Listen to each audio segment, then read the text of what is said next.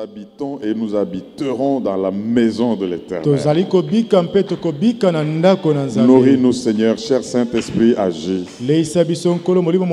Ouvre notre intelligence. Éclaire les Écritures. Nous voulons marcher conformément à ta volonté. Au nom de Jésus-Christ.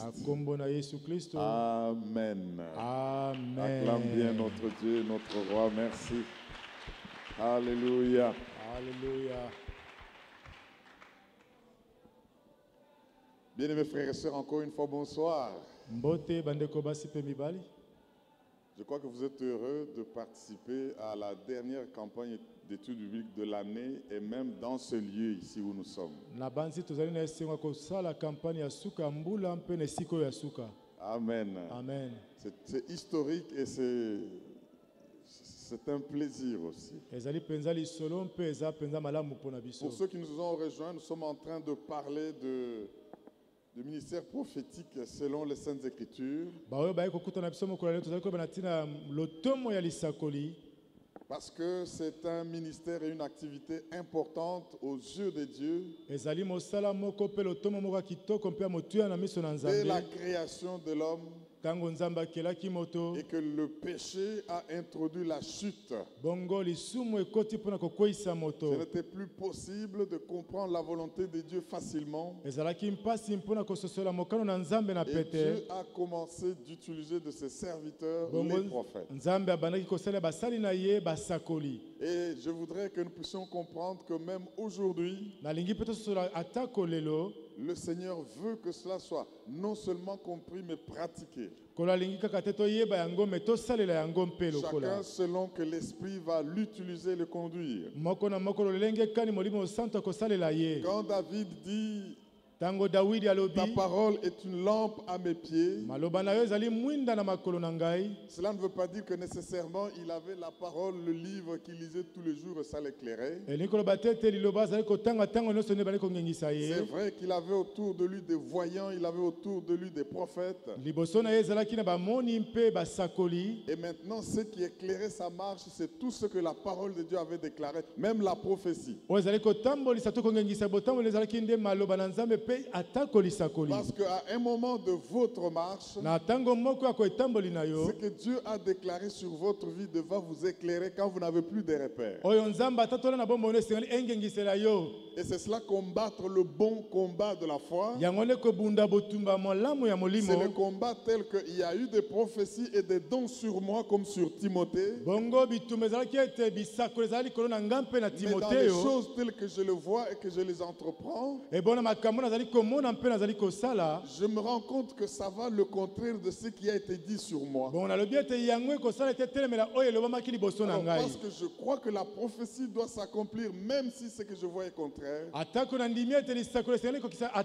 combats le bon combat de la foi, non pas dans ce que je vois, mais dans la parole prophétique de Dieu qui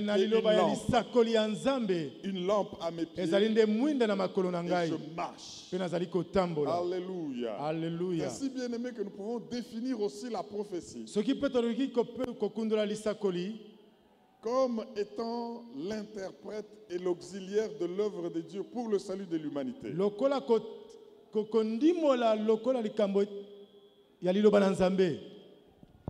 avons défini le prophète, mais la prophétie c'est quoi?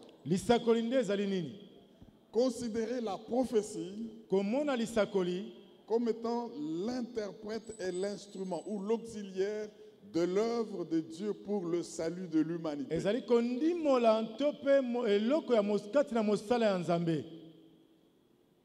Je veux approfondir. Dieu fait quelque chose pour le salut de l'humanité. Il a un plan. Et cette œuvre de Dieu a dans chaque moment un passé, un présent et un avenir. Suivez-moi de près, bien-aimés. Depuis le péché et la chute, Dieu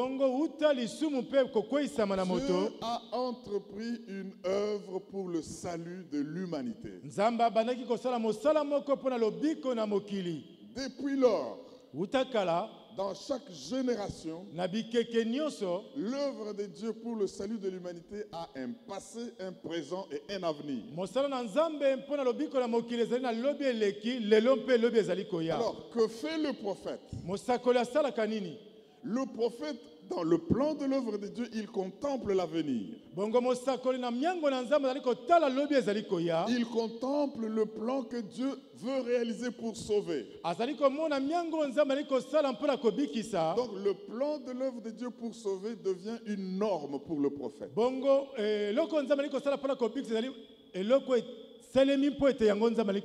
Et quand le prophète voit cette norme,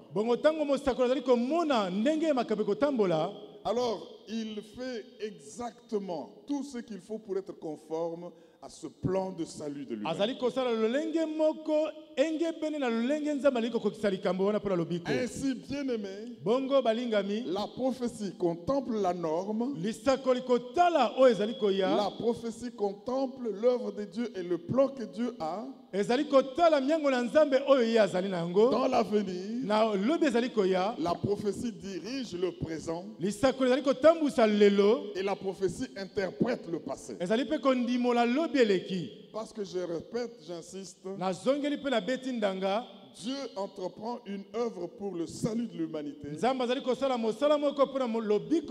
œuvre est pour nous une norme. Et dans chaque temps de l'histoire, ce plan de Dieu a un passé maintenant. Ce plan de Dieu a un présent. Et ce plan de Dieu a un avenir.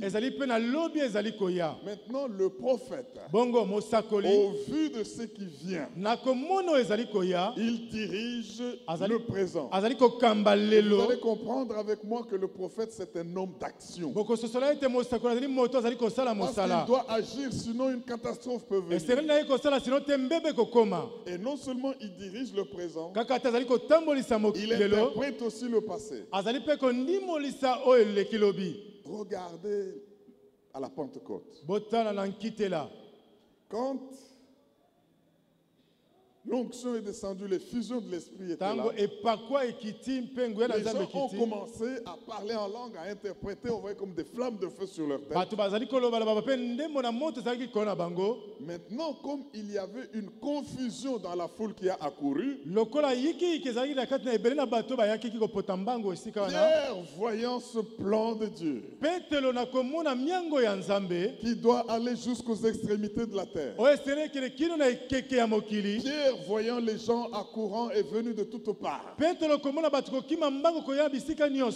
selon cette norme du plan du salut de Dieu, il agit dans le présent et il commence à interpréter le passé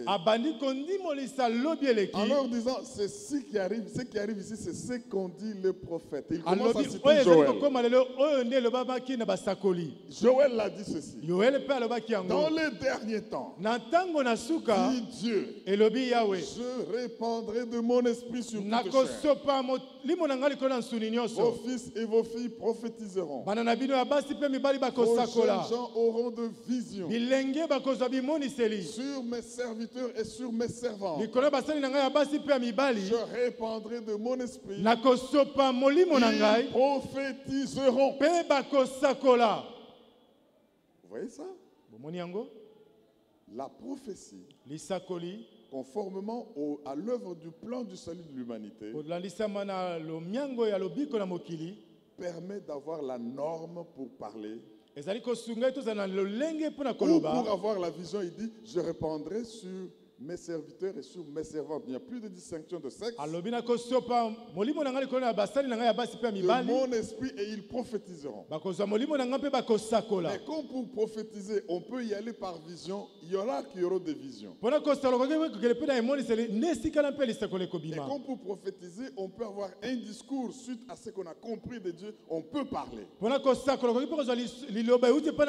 cet ensemble-là que Pierre a récité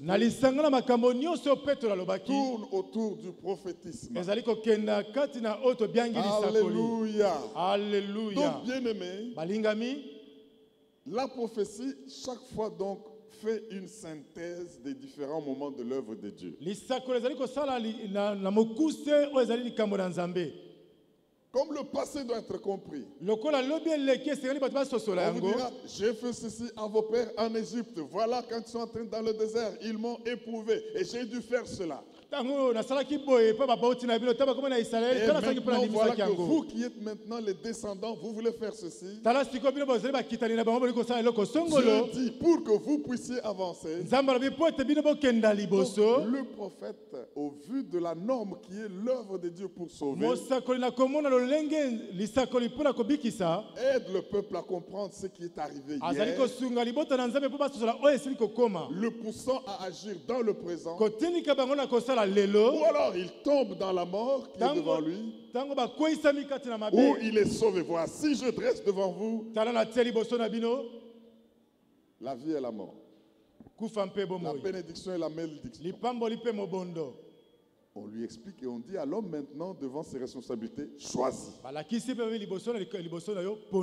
Alléluia. Mes frères et sœurs, j'aimerais que nous comprenions. L'homme que nous sommes peut bien être l'interprète de Dieu et être son instrument. Le prophète est un interprète de Dieu, le prophète est un instrument de Dieu. Naturellement, Dieu nous a créés avec cette faculté qu'il a donnée à l'esprit humain.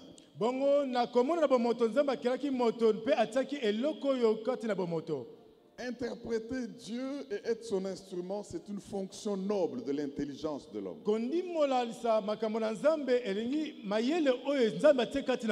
Dites amen et je vais vous dire quelque chose. Amen. Depuis que l'homme a été créé, tous tels que vous êtes là-bas, ou tous tels que nous sommes ici, le fait que Dieu a soufflé en nous, il nous a donné la faculté de l'interpréter, de le comprendre et la faculté d'être son instrument. Cette faculté a été affaiblie, amoindrie. Elle est restée dans tous les humains à un niveau embryonnaire à cause du péché. Parce que le péché a interrompu cette communion entre l'homme avec son Dieu. Mais cette faculté n'a pas absolument disparu. Tout homme, même un païen, du fait qu'il est créé à l'image de Dieu, et que Dieu a soufflé de son esprit en lui, tout homme peut avoir l'intelligence de Dieu, et tout homme peut devenir instrument de Dieu. Alors maintenant, comme cela est comme désactivé, celui qui donne sa vie à Jésus et reçoit le Saint-Esprit, il se met maintenant au service de Dieu pour concourir au salut de l'humanité. Vous vous mettez au service de Dieu pour libérer les nations. Vous recevez le Saint-Esprit. Eh bien, le ciel active ce qui se perdait. Qu'est-ce qui se perdait que j'ai dit? Le ciel active votre capacité de comprendre Dieu, d'être son instrument, son interprète, et de devenir son auxiliaire pour qu'il vous utilise. Alléluia. Amen. Vous devenez collaborateur de Dieu. Et bien, tous les dons qui étaient assoupis à cause du péché sont activés. C'est pour cela, vous qui m'entendez ce soir, et qui avez donné votre vie à Jésus, et qui êtes prêts à servir Dieu, non seulement vous êtes sauvés, mais il faut, comme pour Abraham, que toutes les nations de la terre soient sauvées en vous, soient sauvées au travers de vous, à commencer par votre propre famille, votre entourage immédiat, jusqu'au partout où vous allez partir. Et l'Esprit de Dieu qui est en vous va raviver. Et en ce moment où on est à l'ère de l'Internet, va réactiver tout ce qui s'assoupissait, tout ce qui s'évanouissait en vous, tout ce qui était mort en vous, dont la faculté la plus noble, être à mesure d'interpréter Dieu, et être à mesure, à cause de cette interprétation, d'être son instrument. Et vous allez voir ce qu'Amos 3:7 nous a dit s'accomplir. Vous allez voir ce qu'Amos 3:7 va accomplir. Qu'est-ce que Amos 3:7 nous dit? Oh, j'aime l'Éternel, le Dieu des prophètes. Amos nous donne un concept important que nous devons mieux interpréter, nous qui nous mettons à devenir interprètes et auxiliaires de Dieu. Comme nous l'avons dit, pour chaque génération, Dieu a un plan de salut. Et Dieu passe toujours à l'œuvre. Mais cette œuvre a un passé, un présent et un avenir. La prophétie interprète l'avenir qui est dans le plan de Dieu et pousse à l'action dans le présent et explique le passé. Pourquoi est-ce que notre passé est ce qu'il est? Pourquoi est-ce que ce qui nous était arrivé nous était arrivé? Si c'est à cause du péché ou si c'est à cause de ce que Dieu veut attirer sa gloire, la prophétie va l'expliquer et nous pousser à l'action. Alors, Amos dit, Amos 3:7, car le Seigneur, l'Éternel, ne fait rien. Ne fait quoi? Rien. Sans avoir révélé son secret. Dis à ton voisin, Dieu a des secrets. C'est pas tout le monde qui accède à ce secret-là. L'œuvre, le plan de l'œuvre du salut de l'humanité. Dieu tient des choses en secret. Car le Seigneur, l'Éternel, ne fait rien sans avoir révélé son secret. Il le révèle à qui? À ses serviteurs, les prophètes. Donc vous comprenez, mes frères et sœurs, que le prophète est un serviteur de Dieu. Ne touchez pas à mes oins. Ne faites pas du mal à mes serviteurs, les prophètes. Alors, quand Amos dit pour Dieu ne fait rien, absolument rien, sans révéler à ses serviteurs les prophètes, ce n'est pas aux hommes de commencer à se lever pour dire comme Dieu ne révèle rien, il va nous révéler, nous allons voir ce qui va se passer. Non, ce sont des secrets, mais il faut savoir comment y accéder. Et pour y accéder, tu dois comprendre le futur qui est la norme dans le plan de Dieu. C'est dès que tu as compris ce que Dieu a planifié que tu peux maintenant, en tant que serviteur de Dieu, parce que tu as décodé avec l'Esprit de Dieu, tu expliques le passé et tu pousses à l'action dans le présent. N'allez pas le faire par vos idées, par vos pensées ou parce que non, Dieu a dit qu'il ne révèle rien, tu commences à raconter des histoires. Il faut qu'il te le révèle. C'est pour cela que j'aimerais que nous puissions comprendre une vérité à ce sujet. L'exercice du don spirituel est intermittent. ngala sise ya likabo na molimo ezali na motuya. C'est-à-dire que ça intermittent. Donc ça ne se fait pas toujours comme ça. Tu crois que quand j'ai prophétisé aujourd'hui, je prophétiserai demain, je prophétiserai toujours. Il a prophétisé, il prophétise. Il y a des gens qui viennent comme ça. Mais homme de Dieu, Dieu n'a rien dit. Mais si Dieu avait dit quelque chose, j'allais dire, je n'allais pas attendre que vous me demandiez si Dieu n'a rien dit. Ça, c'est vouloir me pousser à prophétiser alors que Dieu ne m'a rien dit. Hein, regarde la confusion qu'il y a ici. Est-ce qu'il y aura les élections ou il n'y aura pas? Vous voulez que je devine? Dites amen, je vous dis quelque chose. Amen. L'exercice de ce ministère est intermittent pour deux raisons majeures. Parce que la première raison, la foi du prophète peut avoir ses hauts et ses bas. À cause du fait que la foi du prophète peut avoir ses hauts et ses bas, quand il est dans ses hauts, oh, mais il est en train de prophétiser maximum. Mais quand il passe aussi dans les bas de sa foi, de sa vie, pour différentes raisons, eh ben, il ne va pas prophétiser comme il prophétise.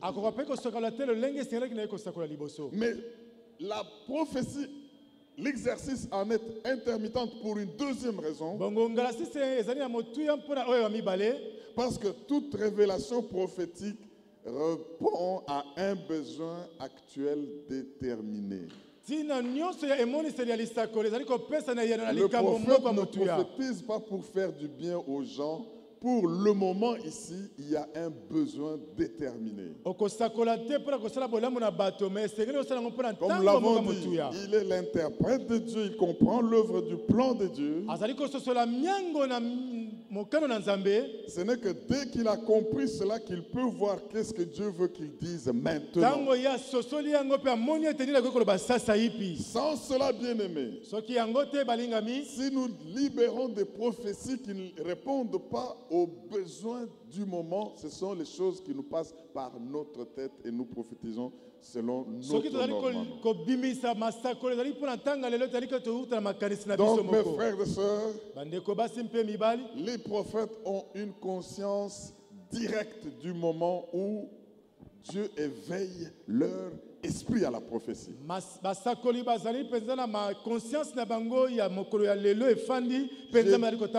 reviens sur cela parce que c'est important et Dieu va le faire dans la vie de plusieurs.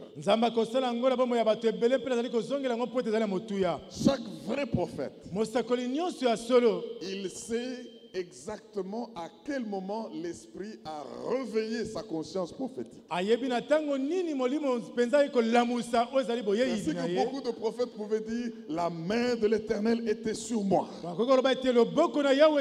m'a fait voir toutes les parties du pays. J'ai traversé une vallée des ossements desséchés.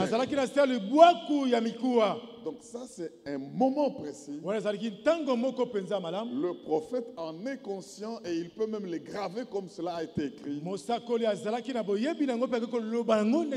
as cet appel prophétique, tu auras conscience que Dieu te réveille à être prophète. C'est une action de l'Esprit de Dieu. Parce qu'à un moment de Dieu, l'inspiration, c'est un phénomène qui va s'opérer pour que vous discerniez le présent, que vous fassiez agir. Vous discerniez le futur et vous interprétez le passé et vous agissez dans le présent. C'est pour cela que dans les trois noms qu'on a utilisés dans l'ancien temps pour désigner le prophète, le Roé et les Chosé, c'est ceux-là qui avaient des visions ou qui avaient la capacité d'avoir des révélations sous forme de vision.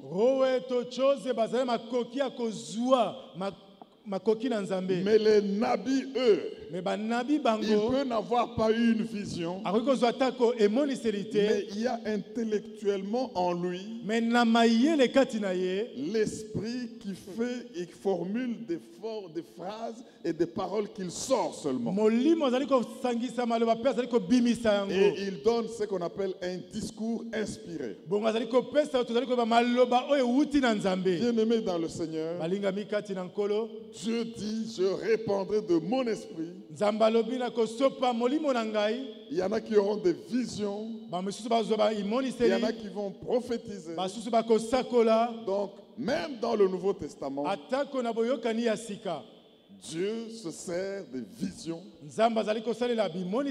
Dieu fait passer des gens qui tombent en extase.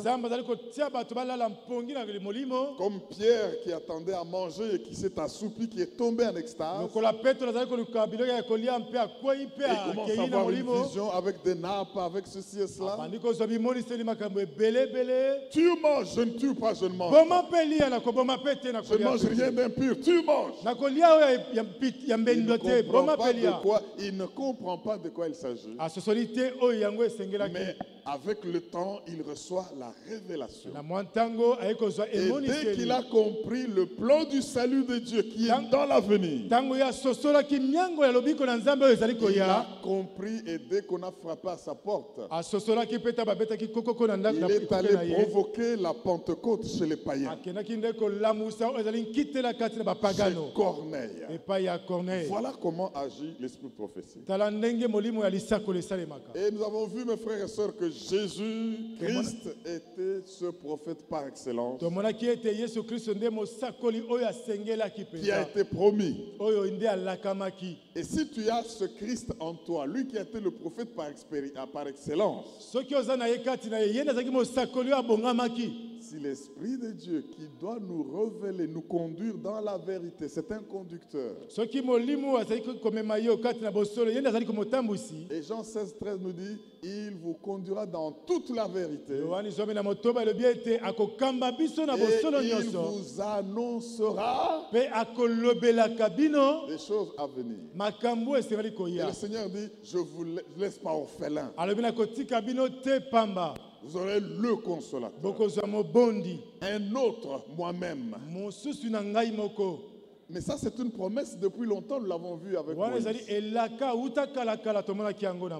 Vous savez, bien aimé, quand vous interprétez, vous comprenez la promesse ici du prophétique. Vous allez comprendre pourquoi Moïse, Dieu lui avait dit de faire cette promesse. C'est parce que tout le monde